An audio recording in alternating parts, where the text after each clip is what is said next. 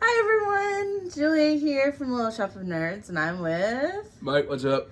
Yeah. So this week's hint is the Marsh House. Today we are going to be talking about a Studio Ghibli film called Marty Was Here. Now, When Marnie was here. When Marty Was Here, sorry.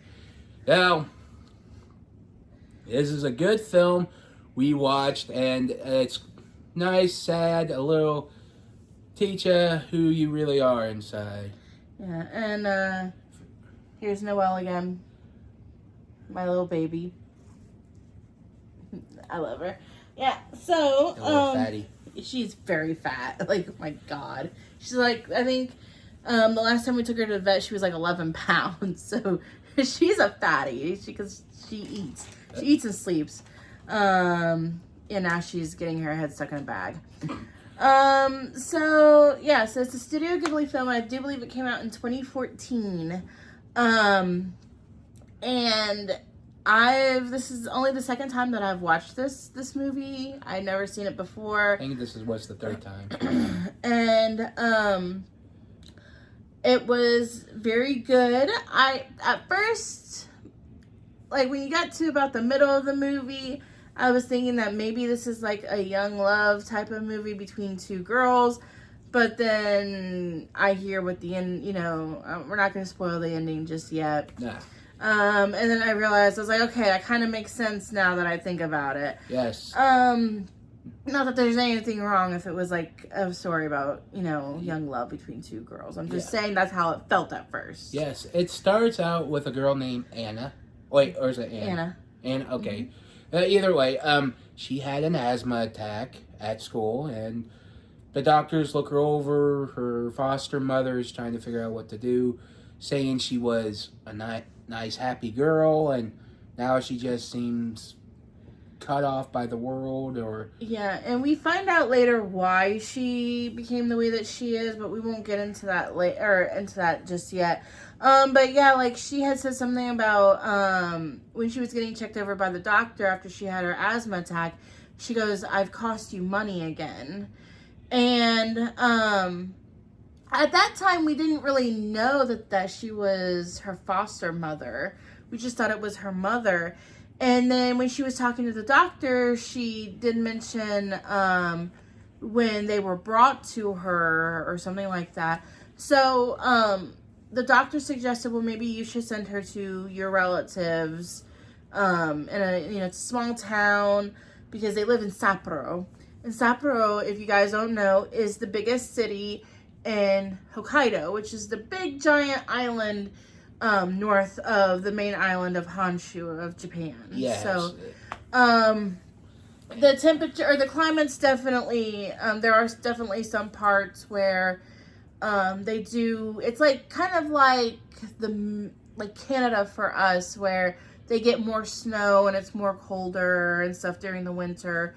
Their winter, I do believe their winter lasts longer. But they, she gets sent to her foster parents' relatives to stay for, I think, the summer because she needed to get some fresh air, get away from the big city. Yeah, and the guy who played the woodcarver, the relative, the woodcarver, that was John C. Reilly. Yeah, I noticed that last night when I was watching the credits. Yeah, and yes, once she's there, they pretty much are driving through the highway. Then they made it, and when you get to the town and stuff, I'm like, dear God, I want to live there.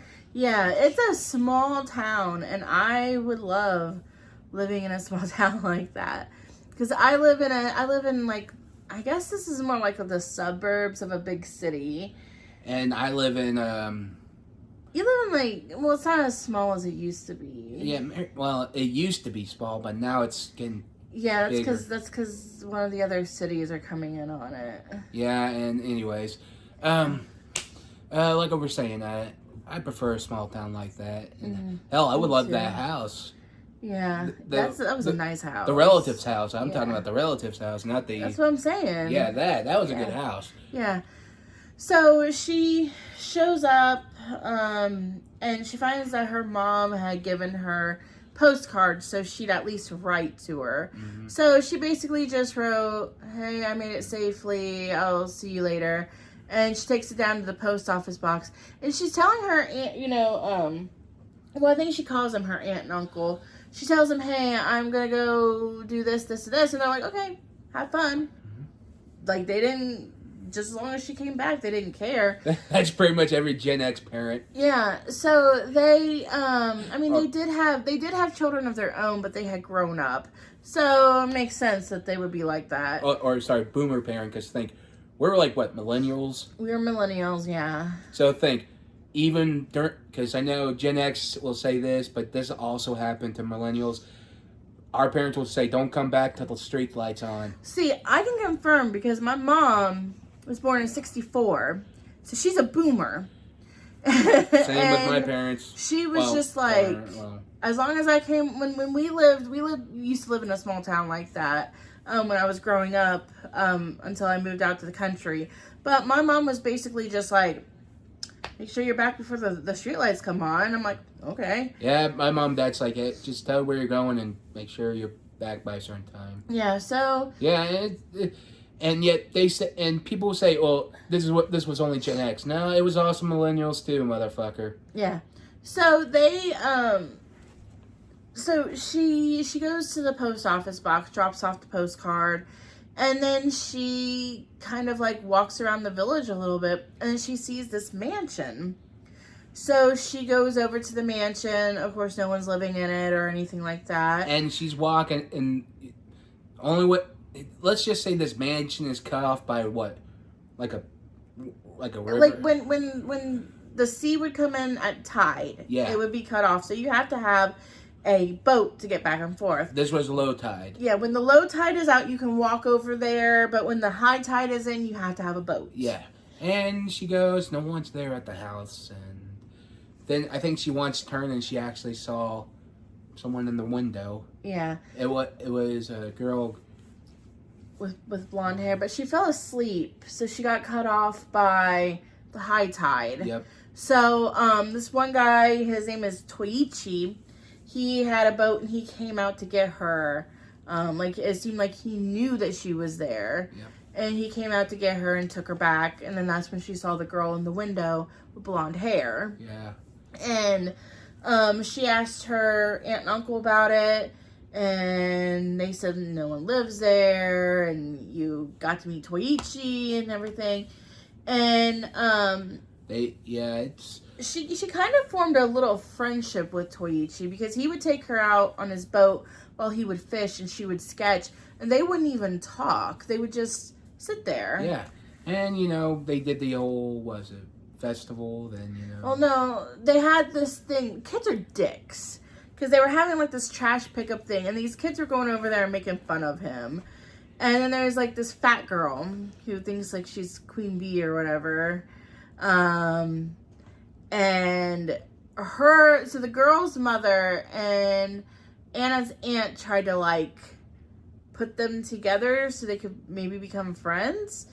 But I don't think that that's a friendship that would really work. Yeah, and I think I don't think the aunt didn't. I think the aunt was just being nice, but I think she knew that it wasn't going to be a good idea. Yeah. So, they went to the Tanabata festival. Oh, that's what it's called. The, Tanabata. Yeah. Yeah, and basically this is where, you get, like, these little pieces of paper, and you write a wish, and then you hang it on a bamboo. Yeah, I think I read that somewhere. I've always wanted to take part in something like that. Do you ever want to wear a kimono? Yeah. Why not? Yeah. Yeah, so at the festival, you can obviously tell Anna is uncomfortable. And the one girl, the fat girl, just keeps pushing her. And she calls her a fat pig. And because Anna had written on her piece of paper that she just wanted her to live an ordinary life. So at first you just think that maybe she's just talking about not having asthma. But we find out later exactly what it is, like what her issue is. Yeah. And when the girl was kind of like teasing her about it, she called her a fat pig. They are kind of fighting about it. Anna runs off, and she runs down to the beach where she found a boat. Yes. And she was able to take the boat over to the Marsh house. And then the girl that she saw in the window helped her pull the boat up to the outside and stuff like that. Yeah. And they talk and they take her up to the house. Her parents were having a party. No, that was later. Trying to get... Anyway. I mean, they might have been having a party that Marnie wasn't at. Either way, you get the point. Yeah, we find out her name is Marnie. And Anna goes back. The girl's mother was complaining to her aunt about her being rude. And then, like, her aunt and uncle were just like, hey, you know, maybe you guys will smooth it out soon or whatever. Yeah, and pretty much, I think the aunt's like, they don't like her. Yeah, so, Even the aunt says, he says he's allergic to her. Yeah. The mother, to that one mom. Yeah. And I'm like, yeah, I would be too. So they, she goes down and she's sketching again, and she meets Hazuka, which is this older woman who paints. And she was painting the house, and before that, then they had the party where she was the flower girl. Yes. And pretty much everyone would look like they were dressed, how can I say that? Like from the 50s. Was it 50s? I thought it looked a little 40-ish. Like 40s or 50s. Yeah, who knows? Either way. They were dressed in an older style that we don't wear anymore. Yeah, and, well, I know the grandmother, Marty's grandmother was wearing a kimono. Everyone else was... That wasn't even her grandmother. That was, like, her caretaker. Well... And that was kind of like in Japanese households where they had maids, or if they had an older maid. Have you ever seen Ouran High School Host Club? A little bit of it. So Tamaki's caretaker or whatever, the head of the house, or she wasn't the head of the house, but she was like his caretaker. She always wore a kimono, and she was an older woman. So I think like if they're like a caretaker or whatever, they would wear a kimono, but if they were a maid, then they actually wore a maid outfit. But pretty much everyone was wearing Western European outfits. Yeah, Western clothes. And like she obviously has a lot of anxiety of being around people. And so we find out that, you know, her parents or her foster parents receive money from the government every month for taking care of her. And they never told her, and she's like, hey, so it made her feel like that they were just taking care of her just for the money. And then she hated herself. She thought she was ugly and everything. And so that's what she meant by she wanted an ordinary life. Because she just thought that, you know, she was just a burden, basically. She didn't want to be a burden. And, so then she spends time with Marnie. And they become friends. And this is where, like, I thought that it was, like, kind of like a friendship, or like a young love blooming between two young girls, was because she said Marnie had told Anna, I've never loved a girl as much as I've loved you. Which makes me think, hey, okay, young love between two young girls, okay. Right, but there was some news saying that old house was getting rebuilt, and that's where you might think, oh, she's a ghost or something, but we'll get to that when it comes to it. Then, you know, Anna goes, meets the new people, this little girl who sees her. Her name is Sayaka. She said her name was Marnie. She said no, but they found a diary from Marty, and Anna thinks she was just imaginary, but no, she was real. Yeah. And yeah, because Hazuka, which is the girl, or the older woman that she met, was also painting the Marsh house. And she had mentioned that they were renovating it. Yeah. And so, they shared their secrets. So like that's where Anna shared that, you know, her parents were getting money from the government. And then Marnie revealed, she's like, oh, like I'm always left at home with Nan and the maids, and they bully me and stuff like that. Yeah. And then they would take her to what they called the silo, or they threatened to take her to the silo, which is like this haunted place, or supposed to be haunted. And Anna and her actually end up going over there, but she's calling Anna Kazuhiko, which is the childhood friend that she danced with at one of the parties. This is kind of another part where it looked like Anna was jealous that Marnie was dancing with Kazuhiko, which also made me think that they were lovers. Right. Well, might have been lovers, but then we get to the storm. Yeah, she goes and she saves Marnie, but then Marnie kind of like disappears. And Anna disappears from her. So Marnie disappears from Anna. Anna disappears from Marnie. And Anna got sick. Sayaka and her brother found her. And then she had like this fever dream where she was talking to Marnie. And Marnie's like, hey, we're not going to... I can't stay here for too much longer. I need you to forgive me for leaving you. And then she forgave her, and then that was the end of Marnie. So... And the little girl, what's her name? Sayaka. Sayaka came to her when Anna was getting better. She found more pages of from the missing diary. And she found a picture. Yep. And then they found out that the painting was done by Hizoka. So they went to go talk to her. And she mentions she was kind of like a friend to Marnie.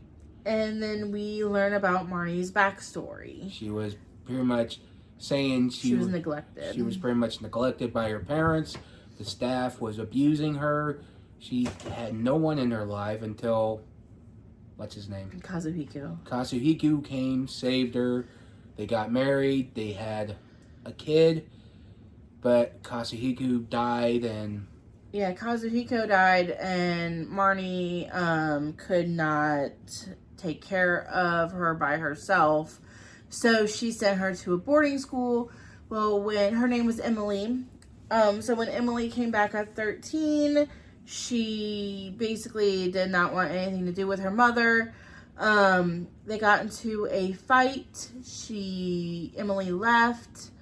Married her boyfriend, and then they had a little baby, and the baby was born, when she was, I think, a year old. Her parents died in a car crash, and Marnie took the baby in. This baby is Anna, and so Marnie is her grandmother. Yes, and after everything, learning about everything, Then Marnie died. Yeah, Marnie died. About a year after she took Anna in. Yes. Everyone was, everything's going back to normal. Anna, what's her name again? The little girl. Sayaka. Can't say shit right. Sayaka. What she said. Are fishing on, what's his name, boat? Toichi's boat. And her foster mother comes back to get her, and Anna's happy. Once they're back on land, she tells what's going on. Mm-hmm. They accept money from the government, and yeah. So basically, Anna becomes what she was before the movie started. And then when she was saying goodbye to everybody, she apologized for calling that one girl a fat pig. And then she said that she was probably going to be back next summer. And then she had introduced her mother to Hizoka. Because before she was just calling her foster mother Auntie. But now she introduced her as her mother. And you could see that the woman, her mother was just overjoyed with that. And then that was basically the end of the movie. So, yeah, so the girl was, the Marnie was actually her grandmother. And I'm trying to, like, figure out, like, what was going on, because obviously only Anna could see her. Yeah. And I think what it is, she was living a memory. That's what it was. Maybe, yeah. That's what it was. She was living a memory, and maybe the ghost of the memory was being a friend to her or something like that. But anyway, so that was, so when Marnie was there is basically like a 10 out of 10. I mean, Studio Ghibli movies are normally always like a 10 out of 10, except for that one 3D one. Yeah, that was bad. Like, I've never watched it, but I could just tell. I have. It wasn't good. Yeah. But Studio Ghibli movies are normally 10 out of 10 for me. I give it 9 out of 10. It's not bad, so yeah, I'll go watch it. It's on HBO Max, which is weird. It was HBO Max first, then it was Max, then it went back to HBO Max. Yeah, I know. And now Netflix is buying out DC stuff, and I'm like, yeah, if you guys hear that, it's the kitten that I'm taking care of. She's getting into everything. Either way, I hope if you haven't seen it, go watch it. If you like and subscribe, try to support our YouTube channel. We want to get bigger. Try to get out of our fucking jobs. Yeah. I think a good goal for this year would be getting 150 subscribers. So we're up to 121 now. Yes. And we would like I think a good goal would be 150. Yes, that would be a good goal for this year. Yeah, so just 29 more subscribers. Yeah, good. And like I said, like, subscribe, put in the comments down below what's your favorite Studio Ghibli film. If you have a film or anime or even a book you want us to recommend to read, watch, do a review on, we will do it, and we'll get right back to it. Yes, I'll go ahead and give you guys next week's hint. We're going back to another Studio Ghibli movie, and it is Bamboo. That's next week's hint, is Bamboo. So I don't think Mike has ever seen this one, and this is actually one of my favorite movies. Very minimal, but it's long. Yes. So we will see you guys next time. Bye. Bye.